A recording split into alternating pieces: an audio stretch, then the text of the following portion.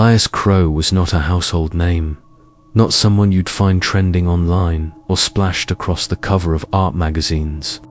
He existed in the margins, whispered about in the murky corners of the underground art world, where people craved the unexplainable and the forbidden.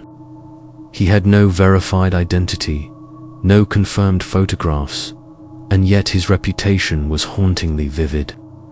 The stories were never consistent, but the fear they evoked was always the same. People spoke of his exhibitions like they were traumas, not memories. Those who had allegedly seen his work rarely gave interviews, and those who did often contradicted themselves, describing rooms that made no logical sense, exhibits that breathed, screamed, or made them physically sick. Some claimed his installations could only be found if they wanted to be found, appearing in decaying buildings or forgotten industrial spaces for a single night, before vanishing without a trace. Whispers about Elias weren't limited to artists. Even paramedics and law enforcement officers in a few cities seemed to know his name. In Detroit, a firefighter once told a bizarre tale about entering a warehouse filled with statues until one statue blinked. In Los Angeles, a coroner filed an anonymous report stating that a body recovered from a suspected art gallery incident had symbols etched under its skin in patterns, resembling ancient runes. These incidents never made it to the mainstream press, but in fringe forums, subreddits, and shadow Discord channels, the tales multiplied like mold in darkness. Everyone claimed to know someone who had been to one of Elias's shows, and yet no one could ever prove they'd been there themselves. Collectors obsessed with the grotesque paid fortunes for what they believed were original Elias pieces. These so-called art objects were often abstract, minimalistic, almost insultingly plain blocks of concrete, rusty frames, wire bundles, but the sellers swore on their authenticity. They said the real art was hidden within, or that you could only see it at night, or that it whispered to you when you were alone. The more eccentric among them claimed owning Elias's work led to dreams, vivid and disturbing, where the collector would wake up covered in charcoal marks or dried paint without ever leaving their bed. Rumors also circulated that Elias didn't just create art, he transformed people into it, that those who disappeared near his exhibitions were never truly missing. They had simply been ... reinterpreted. No one knew when the rumors started. Some dated his existence back to the late 90s. Others insisted he was older, that he'd been operating under different names for decades. A few believed Elias Crowe was not a man at all, but a collective occult of artists united by a single, horrifying vision. But what bound all the stories together was a consistent pattern. Elias never advertised. His invitations were always personal, often written on torn pieces of parchment or carved into strange materials, and those who received them found themselves unable to resist. Even skeptics who tried to expose him ended up vanishing, or worse, returning unrecognizable, changed in some quiet, hollow way. Their eyes always seemed too tired, as if they'd seen something they could never explain. What made Elias truly terrifying wasn't just the myths surrounding his name, but the way the world treated those myths as entertainment, as urban legends, as something trendy and fascinating. But beneath that curiosity lurked something primal, something that touched the deep fear humans have of losing autonomy, of being manipulated, altered, turned into objects for the pleasure or expression of another. He wasn't just creating horror, he was redefining it. His work did not hang on walls or sit on pedestals. His work breathed, wept, trembled. And it was this boundary, this horrifying blurring between artist and god, canvas and victim, that made the very idea of Elias Crowe so deeply unsettling to those who heard his name in the dark. The assignment came unexpectedly, dropped on my desk with a single note from my editor. Underground artist, whispered name, Elias Crowe. Go find the truth. I had covered strange things before, fringe cults, ghost towns, urban legends spun into viral obsessions, but something about this one felt different from the start. The stories surrounding Elias weren't just unsettling, they were inconsistent, broken, as though even the act of trying to explain him warped the memory. Some said he was based in New York, others swore he moved from city to city like a shadow. A few claimed he didn't exist at all, that Elias was a collective pseudonym for a rotating group of performance artists. But despite all the confusion, one thing was clear wherever he appeared. People were left deeply disturbed. I started where most journalists begin, by looking for people who said they had seen his work. Not surprisingly, they were few and far between. Those who did agree to speak always asked to remain anonymous.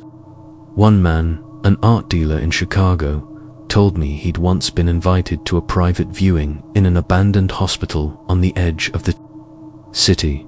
He said he didn't stay long. Just a few minutes after walking in, he began to feel dizzy, like something inside him was vibrating out of rhythm. When he tried to leave, he got lost in the building, even though there were no turns, no hallways, just one long corridor that somehow never ended. He only found his way out after blacking out and waking up near the street. He'd never gone back. He also hadn't made a sale in almost a year and spoke with a kind of lingering emptiness, like a piece of him had been misplaced during that experience and he never quite found it again. My next lead came through an encrypted message from a woman named Dana, who claimed she had once modeled for Elias. She insisted we meet in person and refused to talk on the phone. When I arrived at the cafe, she was already seated in the darkest corner, a hoodie pulled over her head and large sunglasses hiding most of her face. She spoke quietly, her words slow and deliberate. She said Elias didn't choose people randomly. He watched them, followed them, studied their movements, their habits. By the time he invited you, he already knew what he wanted to do with you. Dana said she thought she was going in for a simple modeling gig. It wasn't until she was lying on a metal table with lights glaring above and strange instruments humming in the background that she realized something was wrong. The studio was more like a lab, and Elias didn't give directions, he gave commands. He moved around her like a surgeon, applying cold substances to her skin, whispering to himself as he worked. She said she couldn't move, even though she hadn't been tied down. It was like her body no longer belonged to her. She showed me scars, not just one or two, but hundreds, thin, deliberate, shaped like symbols or brushstrokes. She said they were part of the piece, that after it was finished, Elias told her she was no longer Dana. She was subject via the breathing frame. He took photographs, then disappeared. She never saw him again, but strange things began happening after that. People stared at her on the subway, as if they recognized her but didn't know why. Lights flickered when she entered rooms. Sometimes she'd wake up in strange poses, as though her body was still trying to reenact the art. She warned me not to go looking. For him, she said, Elias didn't just manipulate paint or stone. He manipulated essence. He found a way to twist a person's soul until it matched the vision in his head. And once he did that, you could never really return to who you were before. I pressed her for more, but she just shook her head and said that some art should never be understood, and some names should never be spoken out loud. Then she left, vanishing into the street like a ghost. The warehouse looked like any other abandoned building in the industrial district, windowless, rusted, with its heavy doors chained shut. If I hadn't received the address in that anonymous envelope, I would have walked past it without a second glance, but something about the place pulled at me. There were no signs, no sounds, no lights, only the faint smell of oil and mildew in the air, and the quiet hum of something unseen vibrating beneath the stillness. The chain around the entrance had been recently cut, hanging loosely as if inviting me in. My hands trembled as I pushed open the door, the hinges groaning like they hadn't moved in years.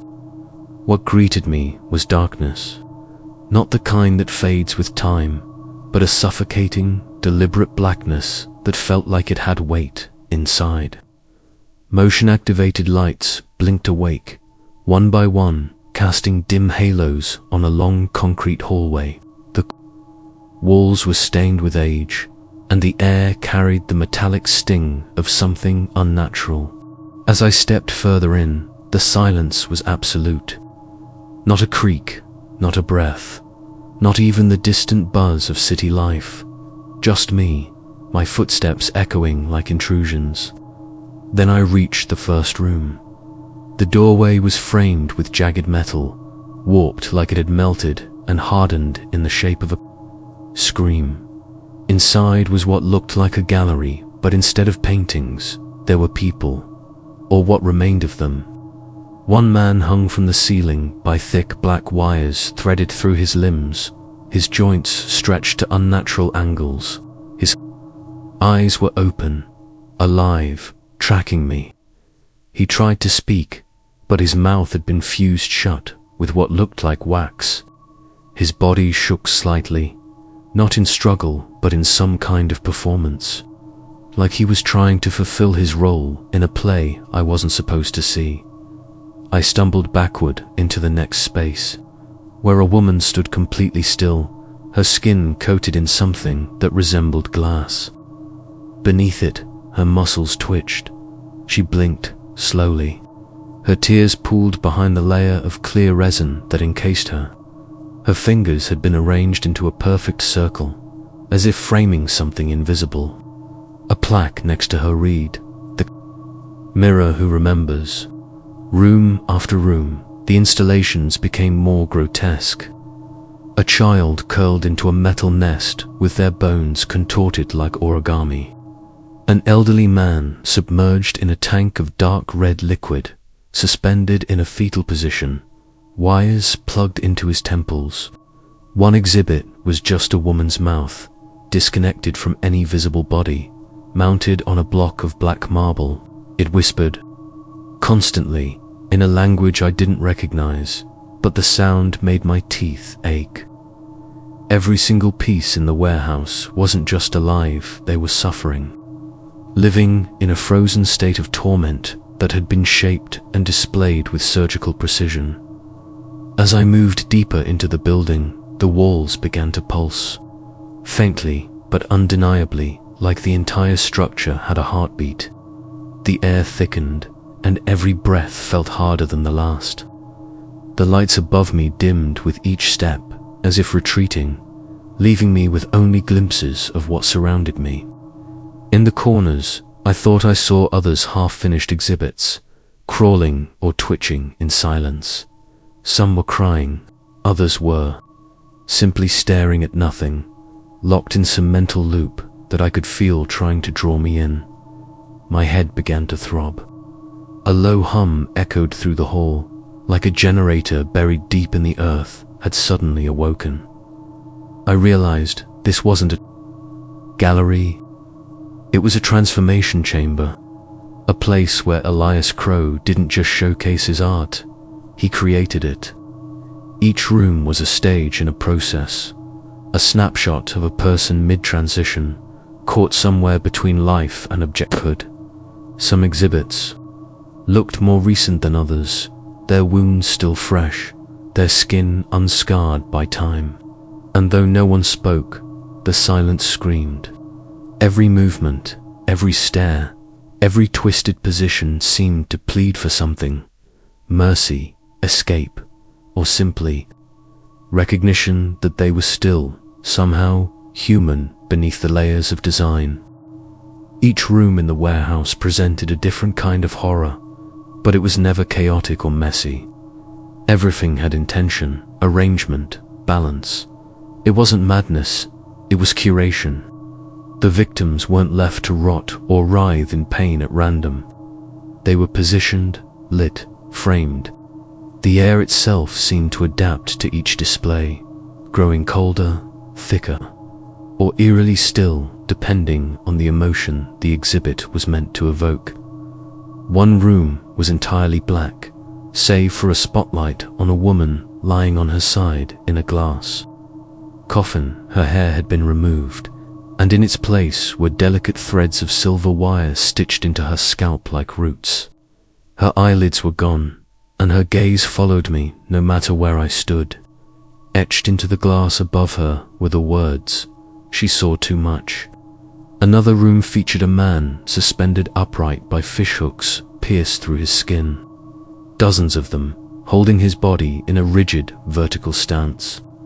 His eyes were wide open, mouth stretched in a permanent scream that had no sound.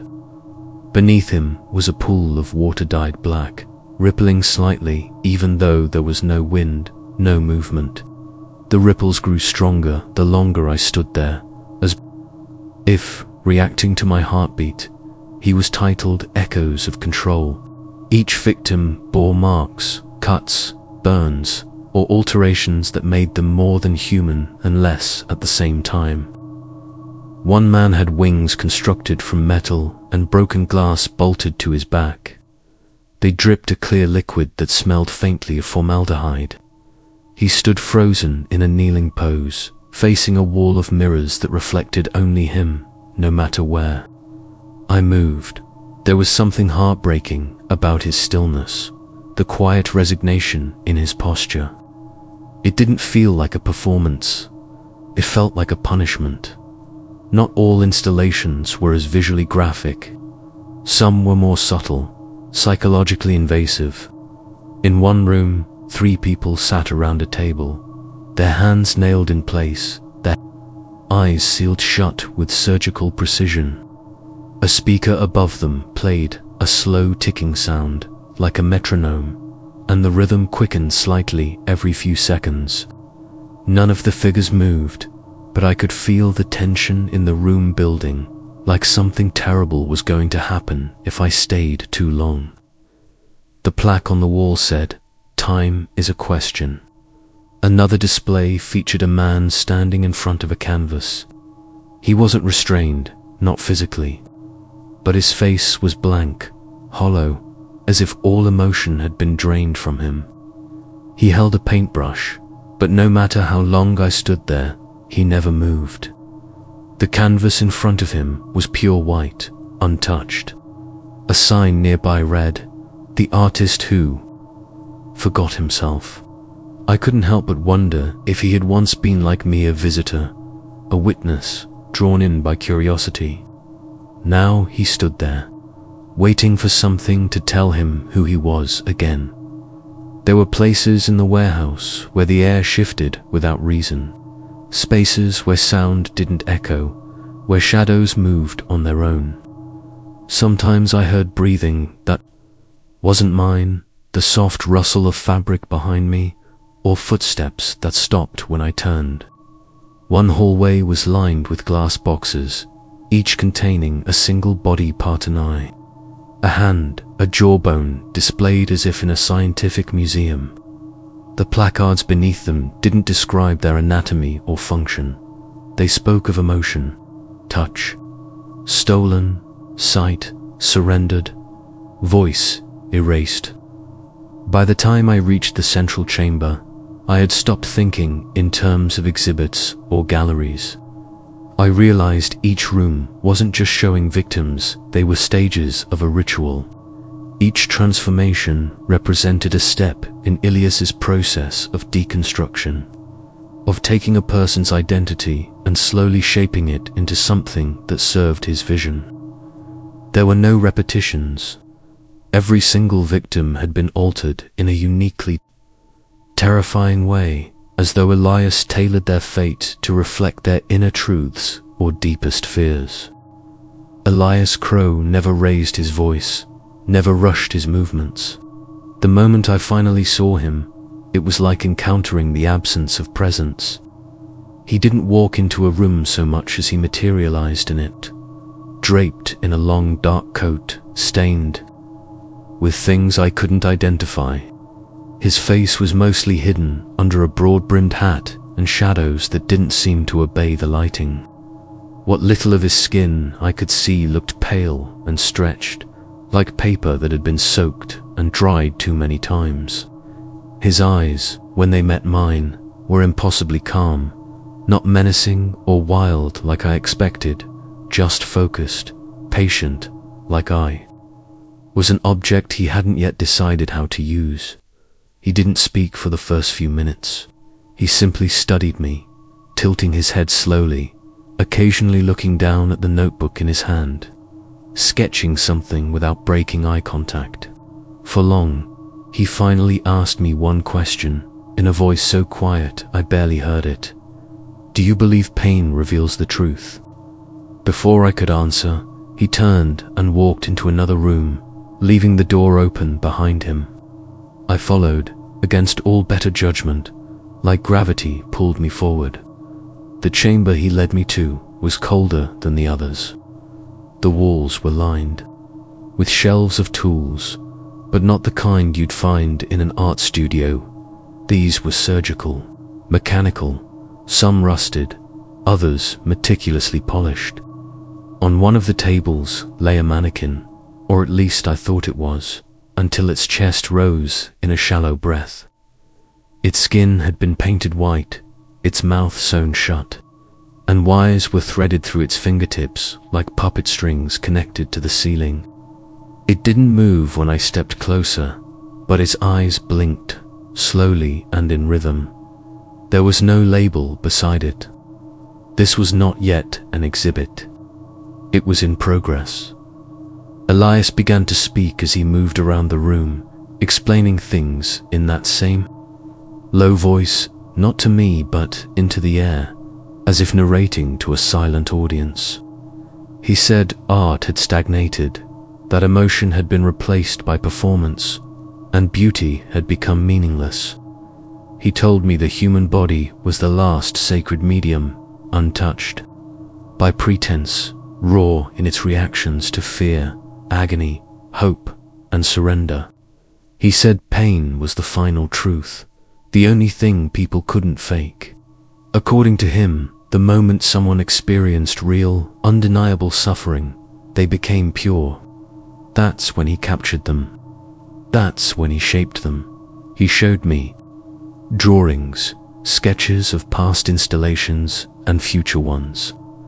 Each sketch came with pages of notes, psychological profiles, interviews, surveillance details. He didn't just find victims, he studied them for months, sometimes years, before selecting them. He believed every person had a hidden shape, a truer form buried beneath the mask of daily life. His art, he claimed, was about peeling away the false layers until that hidden shape emerged. He didn't see what he did as mutilation or torture. He called it liberation. He believed he was offering people the chance to become immortal, not in name, but in form. Some were displayed for years, others only for a night.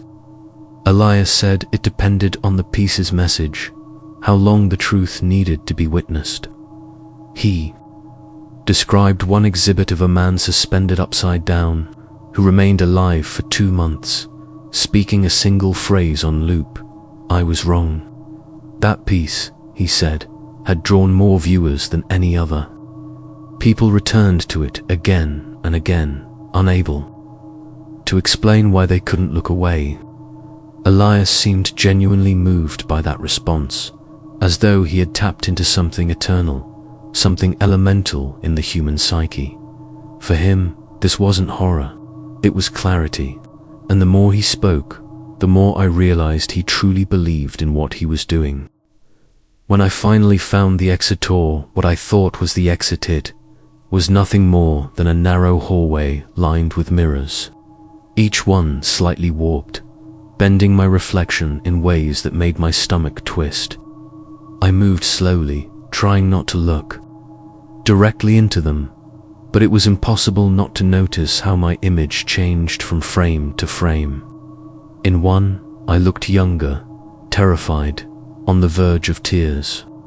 In another, older, weary, with streaks of grey in my hair that weren't there moments before. Some showed me smiling, but it wasn't a natural smile. It was stretched, forced, almost mocking. One mirror didn't reflect me at all, just a dark, endless hallway that I couldn't see behind me. That was the first moment I began to question whether I was still walking through a physical place, or if I had entered a psychological construct of Elias's design. Every step forward felt heavier than the last. My feet made no sound, and the walls closed in gradually, so subtly that I didn't notice until my shoulders began to brush against them. I was sweating now, not from fear, but from the overwhelming sense that I was being reshaped. Not physically, not yet, but mentally. The memories in my head started to blur, my childhood home morphing into rooms I'd seen in the warehouse, my mother's voice overlapping with Dana's warnings, my own thoughts slipping through cracks like water through a drain. I reached for my phone, hoping to take a photo, leave some proof of what I'd seen, but the screen was blank. Not cracked, not dead, just completely white, as if the device had been erased from the inside. I began to hear whispers, not like the ones from earlier recordings or installations, but specific words, my name, spoken softly by different voices. They didn't come from a direction I could follow. They came from the mirrors, the reflections themselves. My own voice was among them, whispering things I hadn't said. It repeated sentences I never remembered speaking, things like "I deserve this" and "show me who I really am." The hallway ended at a single door, wooden, antique-looking, with a brass handle shaped like a human hand. When I touched it, the door didn't swing open. It fell inward, silently, revealing a circular room with no visible ceiling. The room was dimly lit by hundreds of candles placed in a perfect spiral, all leading to the center where a lone figure stood with their back to me. Their skin was pale, covered in faint ink-like lines that seemed to move as I stared.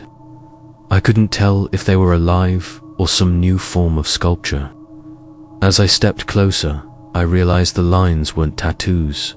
They were words, names, numbers, phrases etched into the flesh as if burned in slowly over time. I recognized one of the names. It was mine, and it wasn't the only one. Names of people I'd interviewed, names from articles I'd written, even the name of my sister, long estranged, appeared in the spiral. It felt like someone had taken my life, broken it into pieces, and stitched those pieces into a living canvas. The figure turned. It had my face. Not exactly, but close enough that my knees nearly gave out. Its eyes were deeper set, darker, hollowed, and its mouth opened slowly to reveal a line of broken, jagged teeth. It didn't speak, but I heard its voice in my head like thunder muffled under layers of earth. It told me that I had already been chosen long before I ever entered the warehouse, that every question I had asked, every step I took toward discovering the truth, had been orchestrated by the very story I thought I was writing. I hadn't found Elias Crowe, he had found me, and now I was to become part of the collection, a permanent reflection in the maze of his mind.